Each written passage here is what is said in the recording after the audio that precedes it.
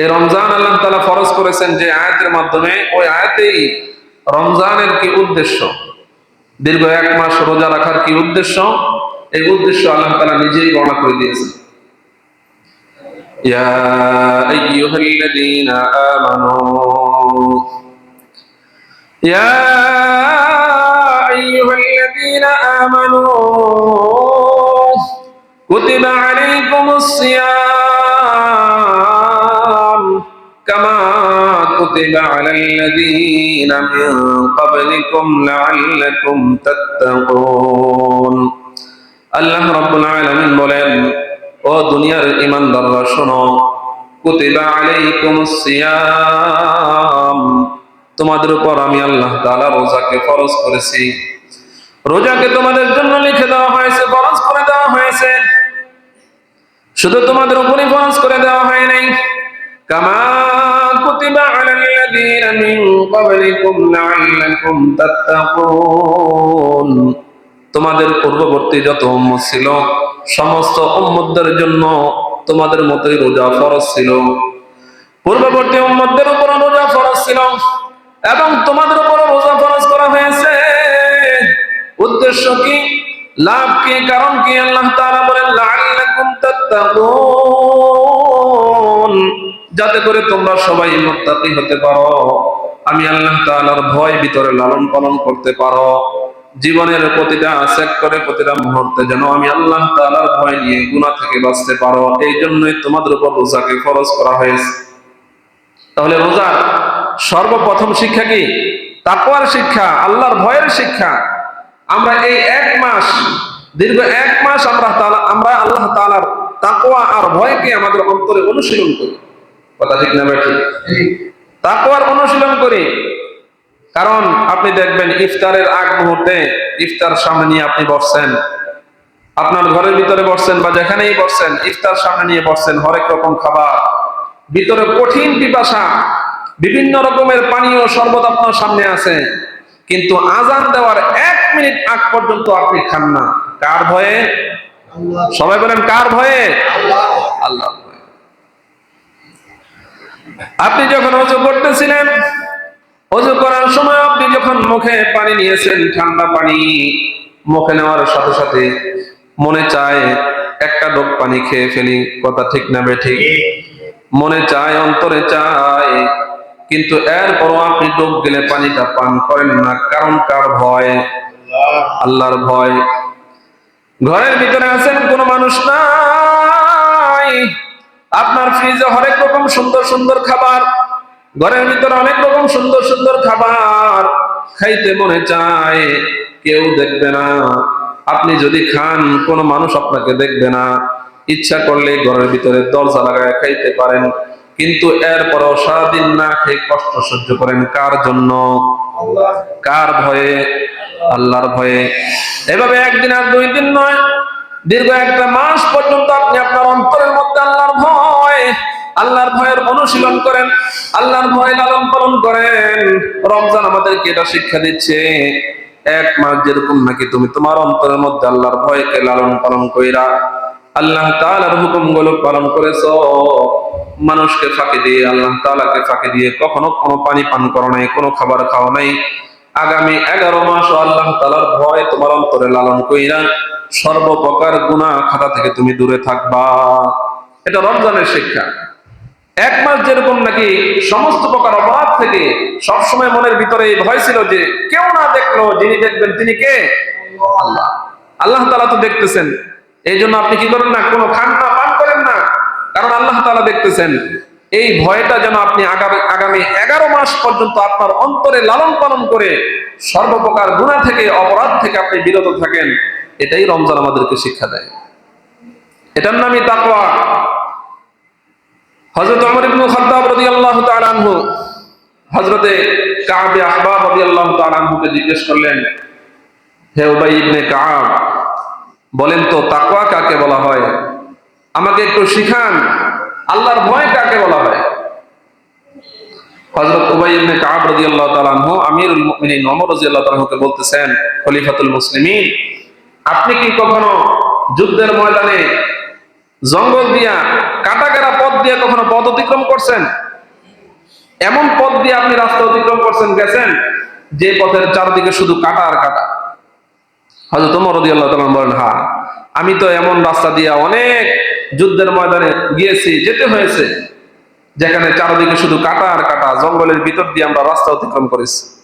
তো বললেন যে আপনি কিভাবে এই রাস্তাগুলো অতিক্রম করতেন, এই রাস্তা দিয়ে চলার সময় কেমনে চলতেন?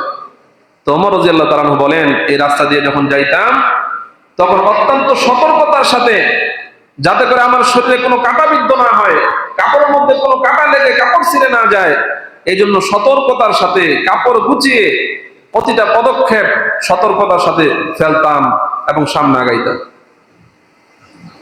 হযরতে কাব আহবার রাদিয়াল্লাহু তাআলা আনহু বলেন, আমিরুল মুমিনিন, দুনিয়ার কাটাগেরা পথ অতিক্রম করতে গিয়ে যেরকম নাকি আপনি সতর্কতার সাথে পথ অতিক্রম করেছেন, আপনি অত্যন্ত সতর্কতার সাথে কাপড়টা গুছিয়ে প্রতিটা পদক্ষেপে সতর্কতা অবলম্বন করেছেন, ঠিক তেমনি ভাবে আপনি এই দুনিয়াতে চলার ক্ষেত্রে প্রতিটা পদক্ষেপে প্রতিটা মুহূর্তে মুহূর্তে আল্লাহ তাআলার ভয় অন্তরে লালন পালন করে আপনি সর্বপ্রকার গুনাহ খাতা থেকে বেঁচে থাকার নামই হলো তাকওয়া।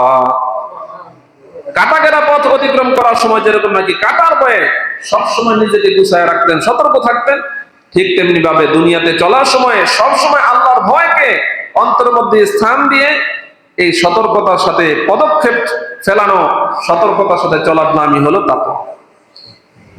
কিন্তু আমরা তো বলি আল্লাহর ভয় আমার ভিতরে আছে, কিন্তু গুনাহ থেকে বাঁচতে পারি না। এটা প্রকৃতপক্ষে আল্লাহর ভয় নয়। আল্লাহর ভয় যদি আপনার ভিতরে থাকে, আপনি যদি সব সময় মনে করতে পারেন যে আল্লাহ তাআলা সর্বাবস্থা আমাকে দেখতেছেন, তাহলে আমাদের দ্বারা গুনাহ হতে পারে। কি বলেন, হইতে পারে? রাষ্ট্রীয় আইন কখনো মানুষকে অপরাধ থেকে বাঁচাতে পারে না, কারণ রাষ্ট্রীয় আইন সব জায়গায় চললেও কাঁথার নিচে রাষ্ট্রীয় আইন চলে না। কথা ঠিক না বেঠিক? দরজা বন্ধ করে ফেললে রাষ্ট্রীয় আইন চলে না, পানির নিচে কখনো রাষ্ট্রীয় আইন চলে না, লোক চক্ষুর অন্তরালে কখনো রাষ্ট্রীয় আইন চলে না। এই জন্য রাষ্ট্রীয় যত কঠিন আইনই হোক না কেন, কোন মানুষকে পরিপূর্ণভাবে অপরাধ থেকে বাঁচাতে পারে না। কথা ঠিক না বেঠিক? মানুষ যখন চোখের অন্তরালে যায়, যেখানে কোনো মানুষ নাই, সেখানে অপরাধ করবে, কারণ ওই জায়গার রাষ্ট্রীয় আইনের কোনো ভয় নাই, কেউ দেখতেছে না। কথা ঠিক না বেঠিক? কিন্তু একমাত্র সর্বপ্রকার গুনাহ থেকে, অপরাধ থেকে আপনাকে যে জিনিস বাঁচাবে সেটা হলো আল্লাহর ভয়। অর্থাৎ আপনার অন্তরে যদি আল্লাহর ভয় থাকে, আপনি রাষ্ট্রীয় আইনের বাইরে পৃথিবীর যেখানেই যান না কেন, মরুভূমির মধ্যে যদি থাকেন যেখানে কোনো মানুষ নাই, সেখানেও আপনার মনের ভিতরে ভয় আছে, কেউ না দেখলেও যিনি আমাকে দেখতেছেন তিনি কে? আল্লাহ তাআলা সর্বাপেক্ষায় সব সময় আল্লাহ তাআলা আমাকে দেখতেছেন, অতএব এখানেও আমার অপরাধ করার কোনো সুযোগ নাই। কথা ঠিক না ঠিক? কিন্তু রাষ্ট্রীয় আইন সব জায়গায় নাই। এই জন্য রাষ্ট্রীয় আইন করে কোনো মানুষকে অপরাধ থেকে বাঁচানো যায় না। রাষ্ট্রের সমস্ত প্রজাদেরকে, জনগণদেরকে যদি তাকওয়ার শিক্ষা দেওয়া যায়, তাদেরকে যদি আল্লাহর ভয় ভিতরে ঢুকিয়ে দেওয়া যায়, তাহলে অটোমেটিক লোকচক্ষুর অন্তরালে পর্যন্ত সমস্ত জনগণ সব রকমের অপরাধ থেকে বিরত থাকবে। কথা ঠিক না ঠিক? কিন্তু বস্তুবাদী রাষ্ট্র, আমাদের বেশিরভাগ রাষ্ট্রগুলো চিন্তা চেতনা থাকে এরকম, খালি আইন করে, কিন্তু মানুষকে তাকওয়া আল্লাহর ভয় ভিতরে ঢুকানোর কোনো ফিকির তাদের নাই। কথা ঠিক না ঠিক? এই জন্য রমজানের প্রথম শিক্ষা কি? রমজান আমাদেরকে তাকওয়ার শিক্ষা দেয়, তাকওয়ার অনুশীলন করায়।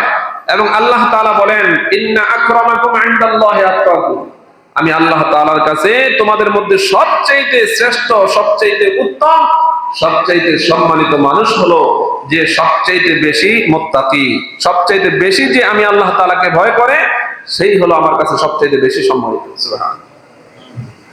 তাহলে আল্লাহ তাআলার কাছে সম্মানের মানদণ্ড কি? তাকওয়া। আল্লাহ তাআলার কাছে সম্মানের মানদণ্ড মেম্বারি নয়, আল্লাহ তাআলার কাছে সম্মানের মানদণ্ড চেয়ারম্যান নয়, এমপি হওয়া আল্লাহ তাআলার কাছে সম্মানের মানদণ্ড নয়, মন্ত্রী হইতে পারা আল্লাহ তাআলার কাছে সম্মানের মানদণ্ড নয়। আল্লাহ তাআলার কাছে সম্মানের মানদণ্ড হলো তাকওয়া। যে যত বড় মুত্তাকি, আল্লাহ তাআলা বলেন আমি আল্লাহ তাআলার কাছে সে তত বেশি সম্মানিত।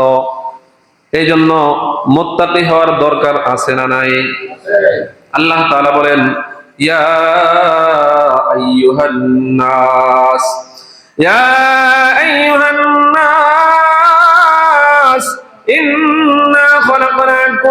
মিন যাকারিন ওয়া উনসা وجعلناكم شعوبا وقبائل لتعارفوا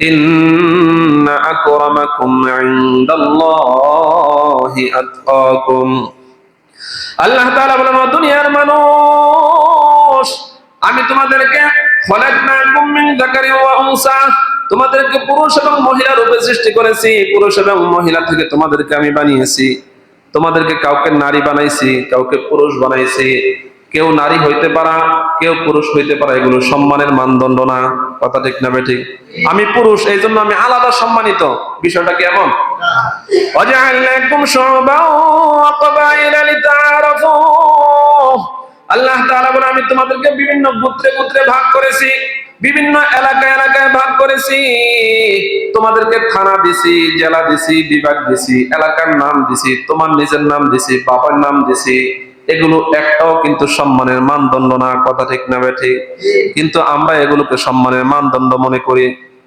আমরা বলি আমি ঢাকাইয়া পোলা কথা ঠিক না বেঠিক আমি কি বলা ঢাকাইয়া পোলা আর তুই ময়মনসিংহা তুই বরিশাল্লা তুই নোয়াখাইলা ঢাকায় হইলে আলাদা শ্রেষ্ঠত্ব আলাদা মর্যাদা আমি চৌধুরী বংশের ছেলে কথা ঠিক না বেঠিক আমি খান বংশের ছেলে এই বংশ এই এলাকা এই থানা জেলা এগুলো আল্লাহ তাআলা দিয়েছেন সম্মানের জন্য বলেন সম্মানের জন্য আল্লাহ তাআলা বলেন আমি এগুলো ভাগ করেছি লিতাআরাফু যাতে তোমরা পরস্পর পরিচিত হইতে পারো শুধু পরিচয়ের জন্য তোমাদেরকে এভাবে থানায় থানায় ভাগ করেছি জেলায় জেলায় ভাগ করেছি এলাকায় এলাকায় ভাগ করেছি তোমাদের নাম দিয়েছি তোমাদের বাবার নাম দিয়েছি বংশের নাম দিয়েছি এগুলো সম্মানের মানদণ্ড না এগুলো শুধু পরিচয়ের জন্য প্রকৃতপক্ষে সম্মানের মানদণ্ড হলো ইন্না আক্রামাকুম ইনদাল্লাহি আতকাকুম সম্মানের একমাত্র মানদণ্ড হলো আল্লাহর ভয় তাকওয়া সুবহানাল্লাহ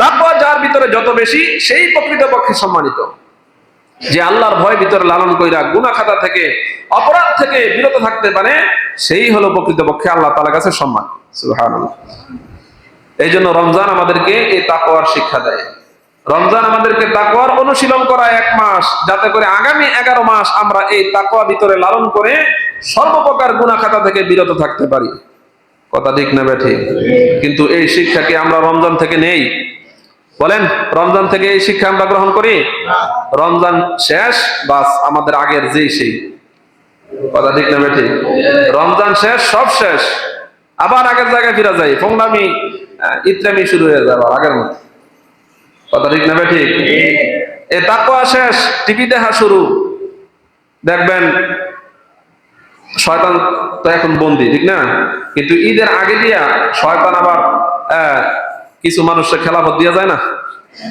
খেলাফত দিয়ে গেছে শয়তান কিছু মানুষের দায়িত্ব দিয়ে গেছে এরা মানুষরূপী শয়তান এরা যদি মানুষরূপী শয়তান না হয় তাহলে আল্লাহ তাআলা কোরআনে কারিমে বলছে কি লেগে মিনাল জিন্নাতি ওয়ান নাস এই মানুষ শয়তান থেকেও যেন আমরা আল্লাহ তাআলার কাছে পানাহ চাই এগুলো মানুষরূপী শয়তান দেখবেন একই চ্যানেলের ভিতরে যে রমজান মাসে কোরআনের সম্প্রচার হতো সরাসরি কোরআন তেলাওয়াত সম্প্রচার হতো ঈদের পরে ওই চ্যানেলের মধ্যেই বিভিন্ন নাটক সিনেমা বিভিন্ন খারাপ দৃশ্যগুলো সম্প্রচার হয় কথা ঠিক না বেঠিক কি বোঝা গেল এগুলো শয়তানের খালাত করে কথা ঠিক না বেঠিক সারা রমজান তুমি টিভি দেখো না এই আজান প্রচার করে কোরআন তেলাওয়াত প্রচার করে গজল প্রচার করে কিন্তু রমজানটা যেতে না যেতে একেবারে এক সপ্তাহ লিস্টি ধরায় দেয় কোন দিন কোন ছবি হইব কোন দিন কোন নাটক হইব কোন দিন কোন সিরিয়াল হবে কথা ঠিক না বেঠিক এক সপ্তাহ পুরো লিস্ট ধরায় দেয় না সকালে কোনটা দেখবেন দুপুরে কোনটা দেখবেন বিকালে কোনটা দেখবেন মানে একেবারে ঔষধের মতো আপনারা ট্যাবলেট গিলাই দিতেছে আছে না নাই তাহলে রমজানের যে তাকওয়ার শিক্ষা আল্লাহর ভয়ের শিক্ষা সারা রমজান আপনি কোনো টিভি সিনেমা দেখেন নাই আল্লাহর ভয়ে যেন আমার রোজা কবুল হবে না আল্লাহ তাআলা আমাকে দেখতেছেন এই তাকওয়ার শিক্ষা সারা 11 মাস আপনাকে নিজের জীবনের মধ্যে প্রবর্তন করতে হবে তাহলেই আপনি সফল কাম কথা ঠিক না বেঠিক আল্লাহ তাআলা আমাদেরকে তৌফিক দান করুন সকলে পড়ি আমিন